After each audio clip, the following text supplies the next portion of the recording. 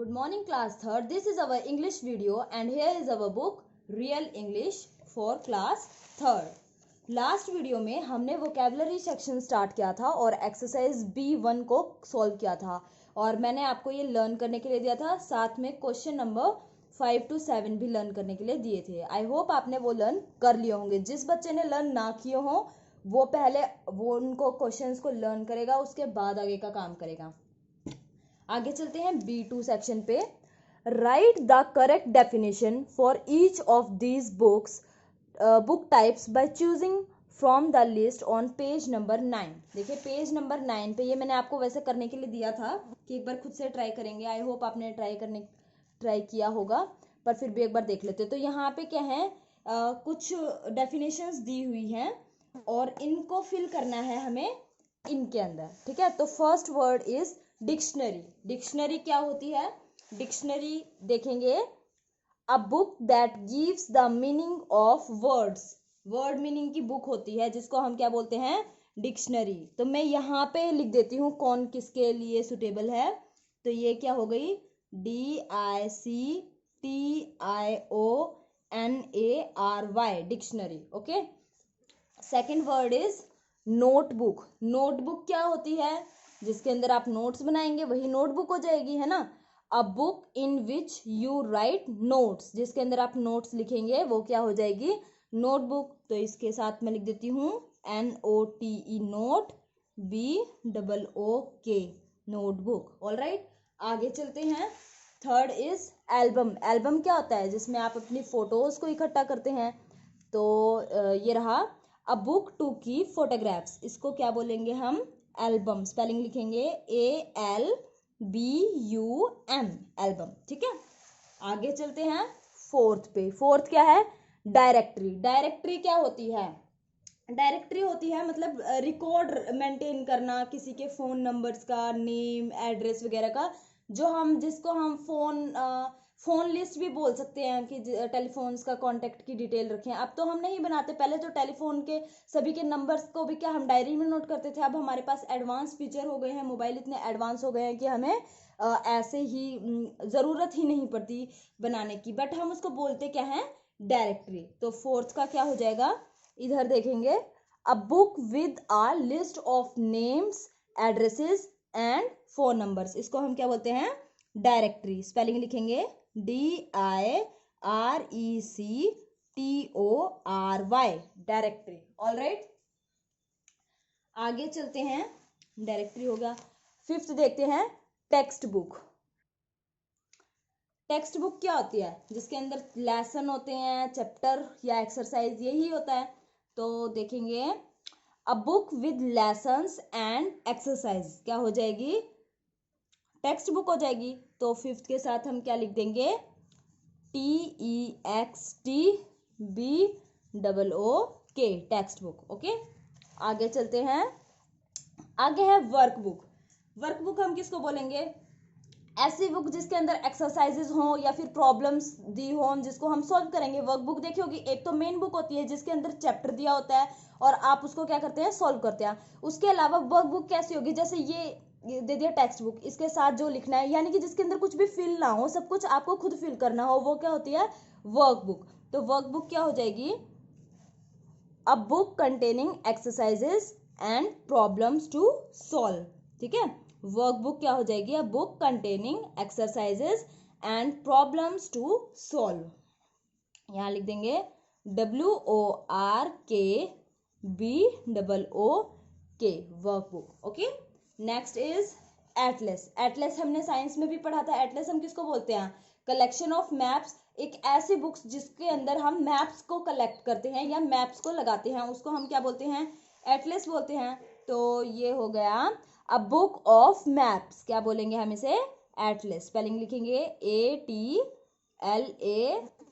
Atlas. क्या होगी Atlas? A book of maps. Next क्या है? थिसॉरस। थिसॉरस क्या होता है? थिसॉरस होता है एक बुक जिसके अंदर हम बहुत सारे वर्ड्स लिखते हैं या फिर फ्रेजेस लिखते हैं और उनके जो मीनिंग होते हैं वो सेम होते हैं, ठीक है। एक ऐसी किताब जिसके अंदर सिमिलर वर्ड्स को लिखा जाए और उनके जो मीनिंग आएंगे वो भी कैसे आएंगे? सिमिलर हों, ठीक है।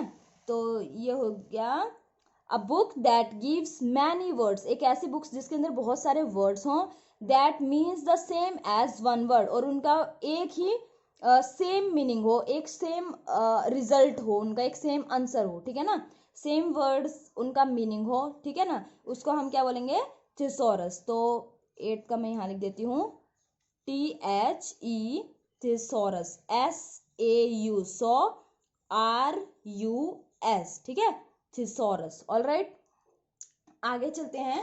Next is register. स्कूल में टीचर रजिस्टर मेंटेन करती है। रजिस्टर के अंदर हम क्या लिखते हैं, रजिस्टर के अंदर हम ये लिखाएंगे कि किसी बच्चे का एड्रेस क्या है, साथ में उस बच्चे की सारी डिटेल और उसकी प्रेजेंस या एब्सेंस की, वो किस दिन स्कूल आया या नहीं आया, उसका हम रिकॉर्ड मेंटेन करते हैं, ठीक है ना।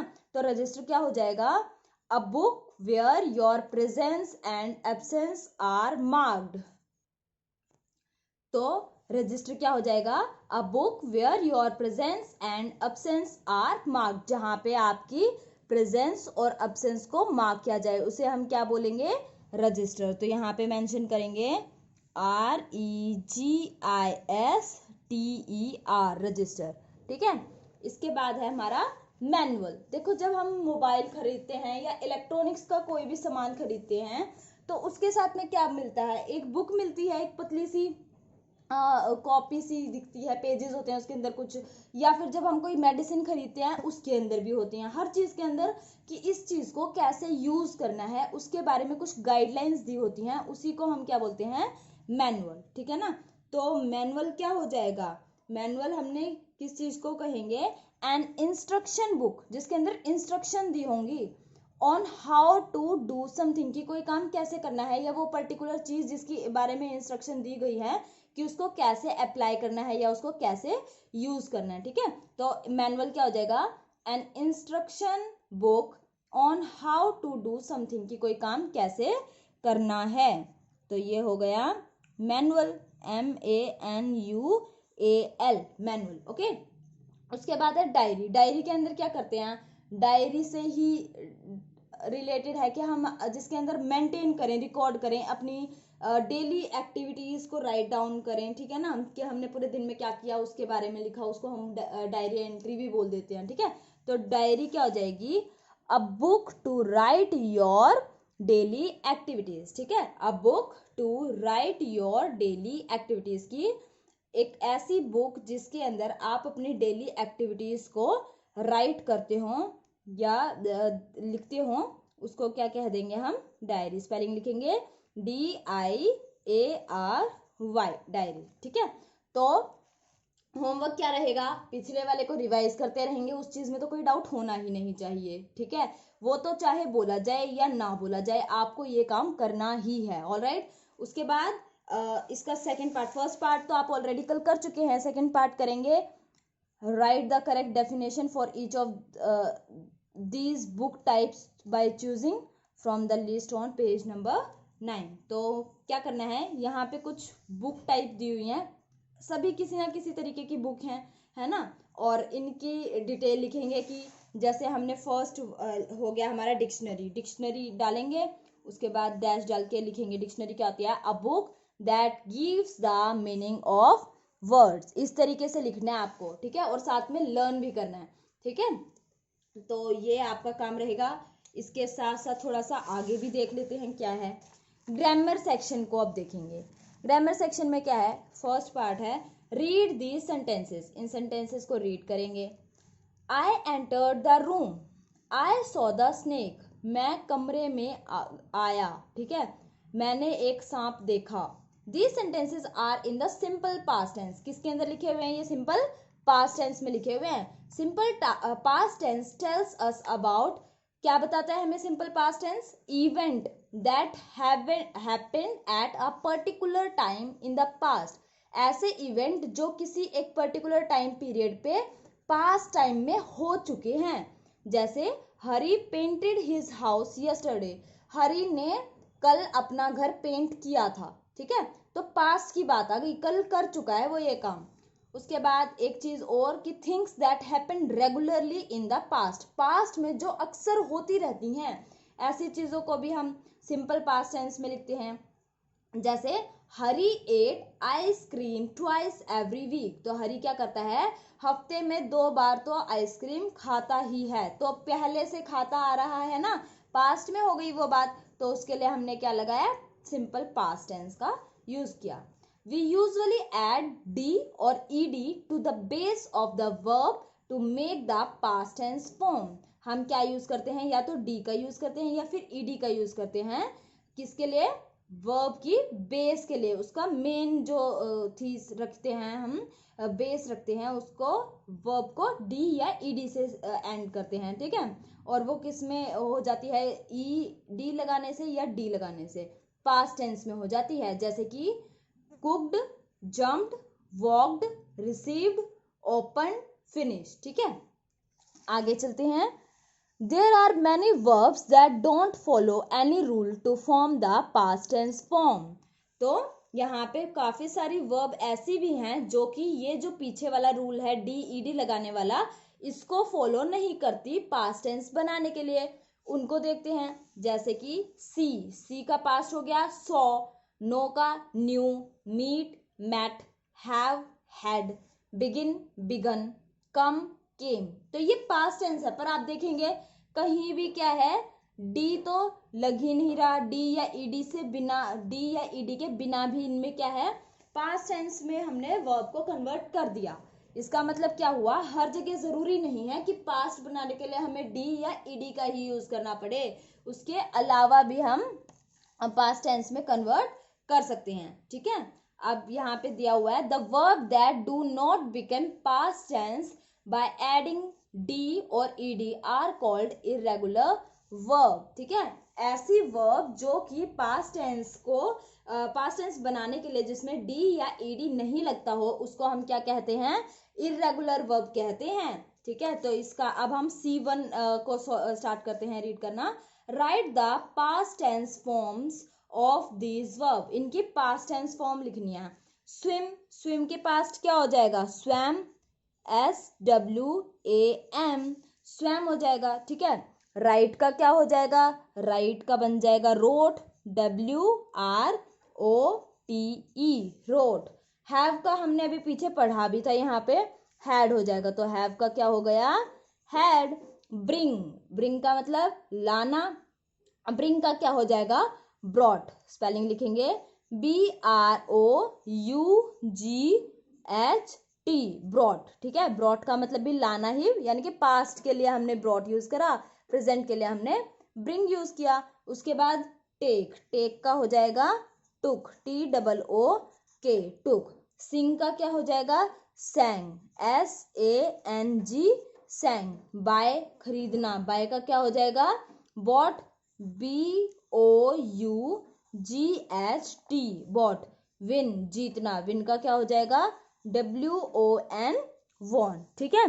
तो ये हुए कुछ ऐसी वर्ब्स जिनको हमने बिना ईडी लगाए पास्ट में कन्वर्ट कर दिया, उनको हम क्या कहते हैं, इरेगुलर वर्ब कहते हैं, ठीक है। और यहाँ पे कुछ पास्ट टेंस की वर्ब को हम, मतलब कुछ वर्ब्स दिए हुए हैं जिनको हमने किस में कन्वर्ट किया है, पास्ट टेंस में कन्वर्ट किया है। नेक्स्ट क्वेश्चन देखते हैं C2।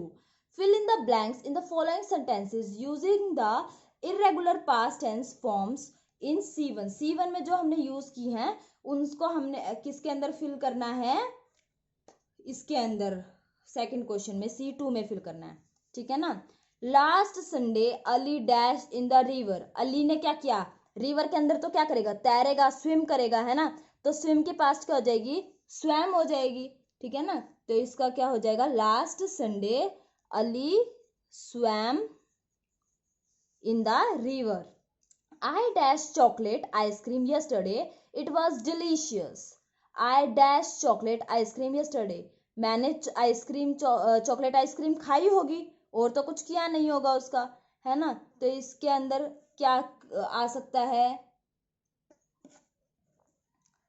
तो I के साथ क्या मैंने खाया होगा या लिया होगा। अब इसके अंदर खाया तो कहीं पे आया नहीं है, पर हैड का मतलब क्या होता है कि मैंने ये काम किया होगा। I had chocolate ice cream yesterday, had का मतलब भी यहाँ पे है मैंने ली, उसका सेवन किया, ठीक है। तो I had chocolate ice cream yesterday, It was delicious. Next is Ajit dash a letter to his friend in Australia. उसने एक लेटर लिखा होगा ऑस्ट्रेलिया अपने फ्रेंड को, जो कि कहाँ है, ऑस्ट्रेलिया में। तो अजीत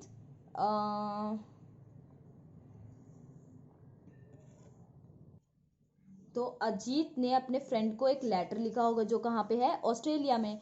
तो लिखने के लिए हमें क्या दिखा, राइट का पास्ट क्या हो जाएगा, road.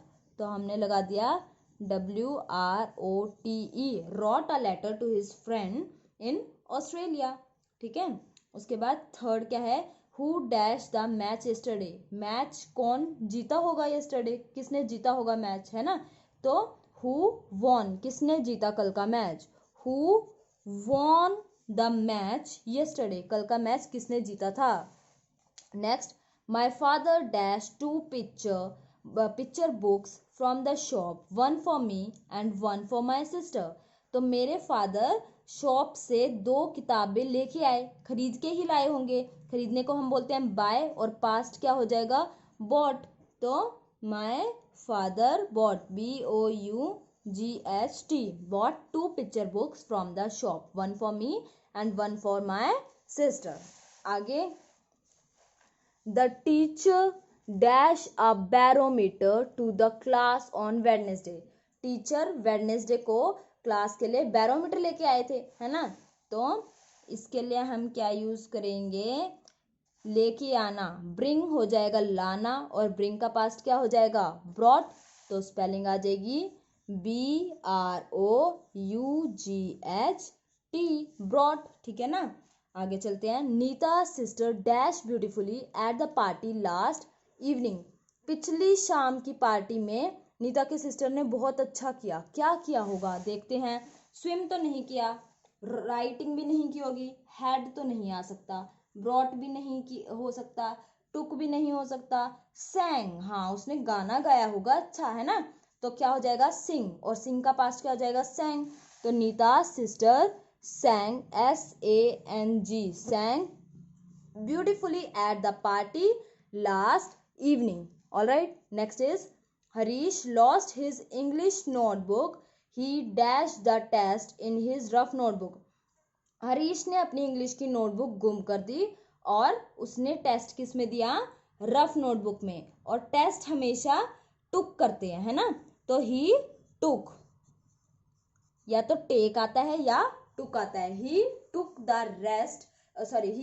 the test in his rough notebook. all right, so ये हुआ हमारा ग्रामर पोर्शन कंप्लीट। ये भी आपका होमवर्क रहेगा, ये भी आप नोटबुक में राइट डाउन भी करेंगे और साथ में लिखेंगे क्या क्या, C1 पार्ट और C2 पार्ट राइट डाउन भी करने हैं, और साथ में लर्न भी करनी है कि किसकी कौन सी फॉर्म होती है पास्ट में। ठीक है ना। उसके बाद देखेंगे D पार्ट, अपने आप से करके देखेंगे, और इसको कंप्लीट को रीडिंग करेंगे इसकी। ठीक है ना। लर्निंग वर्क भी करेंगे, राइटिंग वर्क भी करेंगे, और साथ में रीडिंग भी करेंगे। रीडिंग जब हम करते हैं तो हमेशा लाउड रीडिंग होनी चाहिए। ऑल राइट, सो दैट हमारी प्रोनाउंसिएशन, स्पोकन, उनको क्या कर सके, हम स्ट्रॉन्ग कर सकें। ठीक है ना। तो राइटिंग वर्क भी करेंगे, साथ में लर्निंग वर्क भी करेंगे। Thank you.